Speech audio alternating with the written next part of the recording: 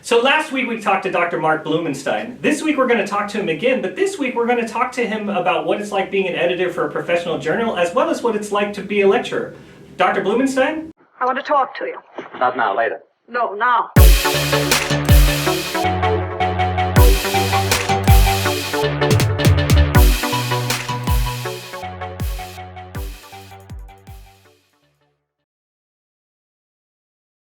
Well, as I said, that's something I've heard from a lot of different doctors that are sort of just parroting what you're saying, that infection is not the biggest part of it, but the other piece of just making sure that the expectations are managed is good. Well, I'd like to switch gears a little bit here if we can. I know that you write a lot of articles for journals, and number one, I wanted to ask what that process is like, but number two, I wanted to ask, are there any hot topics out there right now? I think probably the biggest hot topic right now is telehealth. It seems to me that everybody, especially now, is trying to say, how can we do more with less? How can we help patients without putting them in a position where they feel uncomfortable or where they're concerned about, maybe contracting other types of disease, especially for the vulnerable. So I feel that telehealth is something that we're kind of getting our hands around. How does it work with eye care? How can I explain or talk to a patient about things that I really can't see? But so it's really a matter of just kind of triaging, I think, is important. Something else I think that's kind of hot, if you will, is that I still think that, meibomian gland dysfunction, and I mentioned that a couple of minutes ago, I still think that the surface of the eye, dry eye disease, we just don't have a great handle on it still. And so, I'm going to dovetail this into what you said about what's my process for writing an article, which as we are taping this right now, I am actually probably 2 weeks late on a deadline. Thank you for reminding me. So I'll get that done. The process for me really is I kind of do like a Silence of the Lambs thing, and if you remember, what do you covet? You covet things that you see every day. So for me, I feel when I go into a lane, when I'm practicing, when I'm talking to patients, my experiences oftentimes are mirrored by other doctors, whether it be somebody in Anchorage, Alaska, or Destin, Florida, I'm in Arizona, we all do the same thing. I mean, ultimately, at the end of the day, we want to prepare our patients, whether it be proactive or preventative. So what I try to do when I write, as I try to say, what is something or challenges that I'm seeing right now? And I think, when I said that about meibomian gland dysfunction, to me, this is, I believe, going to be one of the most pervasive and probably problematic conditions for a long time. And I feel, especially when I try to write an article, I try to make it, analogous to what we're doing, but also make it more kind of like down to earth. Analogies to tell patients, to get them to have a WIPM, what's in it for them, to understand why I want to use something on their eyes, whether it be, my thermal one touch at that moment to heat up their glands, or why they need to use lid scrubs, or why I need them to be more aggressive about their artificial tears. I try to put that into what I'm writing about, but I do it in such a way, I hope, that I'm giving doctors, some food for thought, but at the same time too, also giving them an opportunity to maybe make some changes in the lane based on either evidence-based or new products that are coming down the pipeline, which are always exciting. I'd like to ask a question that I've often liked to ask people like yourself that write a lot of journal articles. So when you were coming up in optometry, is that something you expected to do? And is it something that you aspired to do? That is a great question. So I love to tell the story about how I actually passed my AP test in high school, AP English, believe it or not. I think I got a 4. Yeah, wasn't quite a 5, but 4 is good enough. And for anybody who doesn't know, 5 is the highest, or 3 and above. And so I passed out of some core English classes my first year at UCLA. And so I was found myself in a humanities course with a group of juniors and seniors. This is my second quarter at UCLA. And I got my first paper back and it was a C-.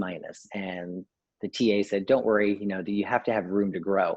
So when I got a D+ on my next paper, I didn't quite understand the scale. I So I went to talk to him. He literally looked at me and he asked me if English was my second language, because I did not have a grasp very well of the English language.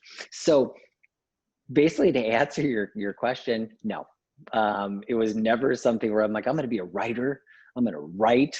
It was more kind of, in the practice that I was in, we did a lot of clinical trials. I was fortunate enough to be around some really astute young optometrists that were doing kind of the same thing 2.5 decades ago. And it's like, well, you know what, that would be great. You should tell people about what you're doing. So that kind of evolved into, hey, I'm doing some work on this. Oh, would you write something up about it? And it just kind of snowballed that way. I've always been interested in that because there are lots of optometrists that write articles, and I've often wondered, like, in my professional career, like, what if somebody asked me to write an article? I'm not sure I could do it. Yeah. Well, it's really interesting too, because now I look at things differently now. It's like, my wife has always been an editor for me, and she's fantastic at it. So I'll give it to her and I'll say, we edit that. And so she's one of those people where she'll write an email and it'll take her 1.5 days because she every word, every syntax, commas. And so she's really pushed me to kind of be a little bit creative, but also just grammatically try to be half correct. So I want to go back to that TA and say, yeah, English, it's my first language. You just go drop it on their desk. What about that? Yeah, I'm gonna go English swag. Yeah. You see this? This is multiple articles in professional journals here. Yeah. Well, listen, so you also do a lot of lecturing. So when you're doing lecturing, is that a different experience from writing the articles? And do you enjoy public speaking? I'm extremely shy. So no, that was not true. I'm not shy at all. I actually do, and it's interesting because one of my absolute best friends, who's in Los Angeles at the VA, him and I were together 25 years ago. I mean, right out of optometry school, we were presenting at the AOA, the American Academy of Optometry. It was one of our first meetings, and we looked at each other and said, "What are we doing here?" And I said, "I don't know." And he said, "Why are they going to listen to us?" And I said, "You know why, Steve? Because we have experiences and we're doing things that they're not, which is why we listen to other doctors, or why we listen to other peers talk about their experiences."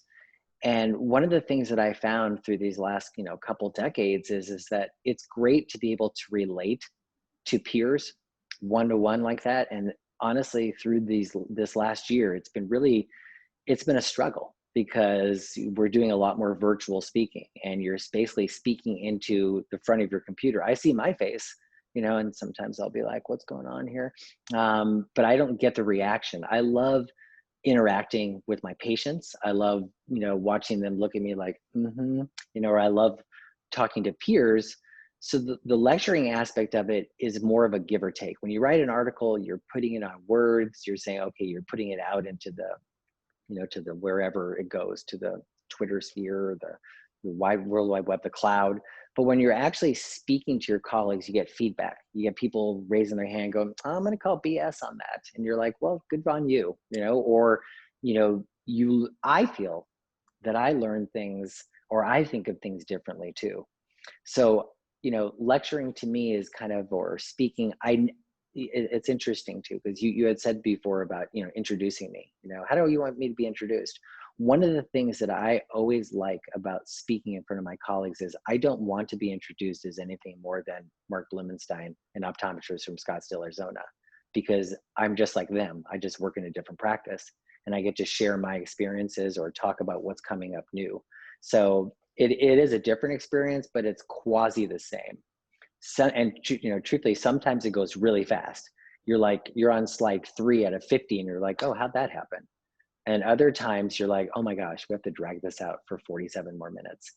How are we going to do this? And then you start just calling on people. How's your coffee? Is your coffee good? Good. So. Very good. With Dr. Bloomenstein, I won't take up too much more of your time. I really enjoyed our talk this morning. It was very interesting, a good way to start my day. So thank you very much for being with us. Is there anything else that you want to share with everybody before we part ways?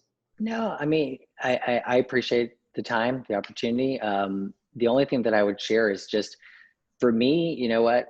Think of your eyes as something that you have to nourish, that is something that you have to constantly pay attention to. And what I mean by that is that we don't do things until we have eye awareness.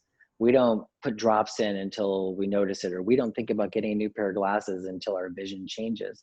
And I always think a patient comes in to see us as eye doctors because something has changed. And so to me, I think it's imperative that optometrists basically take that step to give our patients the tools necessary to be preventative. And from a patient perspective, if a patient's watching this, then listen to what your doctor says or challenge them and ask them, hey, I want to be on this computer, 50 years from now. Is there something I should do today? So we just all have to kind of keep our eyes in focus. Well, I that. believe that is sage advice, Dr. Bloomenstein. Well, thank you very much for being with us, and we will talk to you again soon.